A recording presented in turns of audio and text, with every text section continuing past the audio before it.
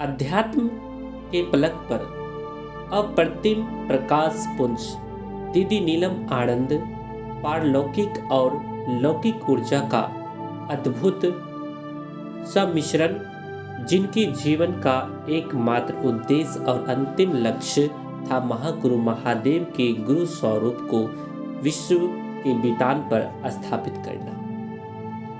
आध्यात्मिक अन्वेषण में साहब हरिदानंद ने पाया कि गुरु पर ब्रह्म है तो पर ब्रह्म गुरु क्यों नहीं। इनके इस प्रयास में सहचरनी रही दीदी नीलम आनंद। इनके अनुसार आज योग्य गुरुओं की कमी हो गई है। प्रचलित पूजा पद्धति वर्तमान परिवेश के प्रतिकूल होने के कारण वैयक्तिक समस्याओं और संकीर्णताओं को दूर करने में असमर्थ प्रतीत हो रही है। भक्ति में भक्त का कर्तव्य होता है कि वह अपनी अराहत को प्रसन्न कर मनोकूल फल प्राप्त करे। गुरु शिष्य परंपरा में गुरु का दायित्व होता है कि वह शिष्य में अपना ज्ञान, अपना सामर्थ्य और अपनी शक्ति का आरोपण करे। अतएव प्रत्येक व्यक्ति को उसकी जड़ता और अज्ञान मुक्त कर गुरु शिव की यथार्थ सत्ता से अवगत कराने के निमित्त संकल्पित साहब एवं दीदी ने लोकमानस में एक नई चेतना का संचार किया। यही चेतना समय के प्रभाव के साथ घनीभूत होती गई और इसने एक विशाल जनसमूह का रूप धारण कर लिया, जो आज शिव शिष्य परिवार की संज्ञा से अभिहित किया जाता है। अध्यात्म और धर्म के इर्द गिर्द घूमता रहा दीदी का जीवन। उनके माता पिता बताते हैं कि जीवन के आरंभिक समय से ही पूजा पाठ, जादू टोना और झाड़ फूक आदि में उनकी रुचि देखती बनती थी। परमात्मा को समझने और पाने की लालसा समय के साथ साथ और प्रकट होती गई। जिस सत्ता को अन्वेषित कर उनके पति ने बताया, उससे इनका जीवन सेव्य हो गया। सत्य एक रहस्य है जिसका दर्शन सबको नहीं होता। व्यक्ति विशेष ही विशिष्ट क्षणों में सत्य को देख सकता है। सत्य अंतर्दृष्टि से प्राप्त एक आकस्मिक घटना है जो ज्ञान से अधिक अनुभूति है। सत्य की अनुभूति के बाद दीदी नीलम मानसा वचा कर्मणा लोगों को अपने गुरु से जोड़ने के लिए अहरनिश जुट गई और फिर शुरू हुआ अनुभूतियों और चमत्कारों का सिलसिला। कहानियों का दौर तो अकथ्य है।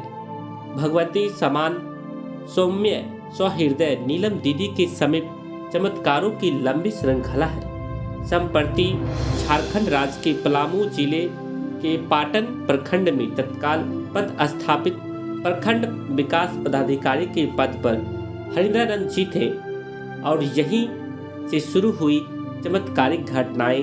कभी साधुओं की टोली आती दीदी के पास तो कभी चूड़ी और सिंदूर की पुड़िया घर में मिलती।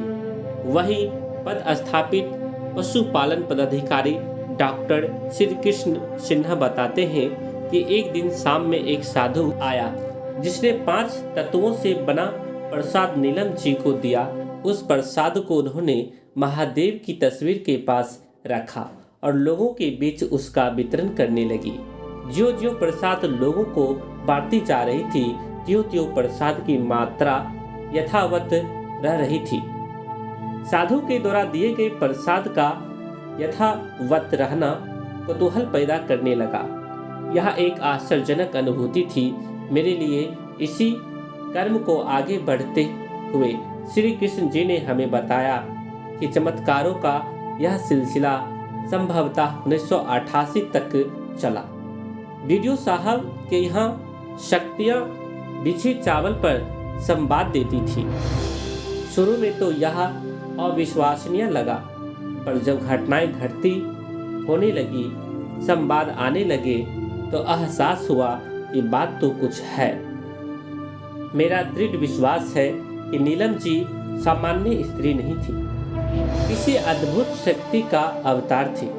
उनका जन्म भी मराठों के प्रतिष्ठित जमींदार परिवार मुआर साहब के यहाँ हुआ था, लेकिन विनम्रता, सहजता और ममता उनमें कूट कूट कर भरी थी। दीदी नीलम को महादेव की गुरु स्वरूप की चर्चा और जनमानस में उसकी स्थापना के सिवाय कुछ नहीं सोचता था। समय बदला, स्थान बदला, पर नहीं बदला उनका उद्देश्य, उनका लक्ष्य। पारिवारिक कर्तव्यों के निर्वहन एवं शारीरिक अस्वस्थता के बावजूद दूसरों के साथ गुरु शिव की चर्चा करती रहती। मनुष्य जब भी परेशान होता है तो उसके दिमाग को नाना प्रकार की समस्याएं झकोरने लगती है। वह कई लौकिक सहारा न पाकर किसी अदृश्य शक्ति की ओर उन्मुख होता है। ऐसी स्थिति में दीदी का सानिध्य लोगों को अमावस की रात्रि में किसी राह भटके पथिक को जैसे अनायास आकाश में पूनम का चांद दिख जाए ऐसा लगने लगा। उनके पास सुबह से शाम तक लोगों की भीड़ लगी रहती थी। वे उनकी समस्याओं को सचेष्ट सुनती और यथासंभव समाधान करती रहती। वैसे भी मनुष्य भौतिक और आध्यात्मिक आवश्यकताओं की पूर्ति के लिए मार्ग अवश्य ढूंढता है। ऐसे में इससे सरल और सुगम मार्ग वर्तमान परिवेश में शायद ही अनियंत्र हो। दीदी की चर्चा से प्रभावित जन सामान्य शिव को गुरु मानकर चर्चा करने लगा। कुछ एक ने अनुभूत किया कि उनकी समस्याओं का समाधान दीदी के स्मरण मात्र से ही हो रहा है और लोगों की आकांक्षाएं और मनोरथ स्व में पूर्ण हो रहे हैं। अनुभूतियां तो प्रत्येक मन के दरवाजे को खटखटाती है। व्यक्ति उसे अपनी अंतरात्मा के निविड़ सन्नाटे में भी सुन लेता है। विश्व में प्रेम एकमात्र बंधन है जिसे प्रत्येक व्यक्ति स्वेच्छा से स्वीकार करता है। दीदी ने इसी बंधन से संपूर्ण मानव जाति को बांधने का प्रयास किया। करुणा और अनुराग उनके आदर्शों का मूल है।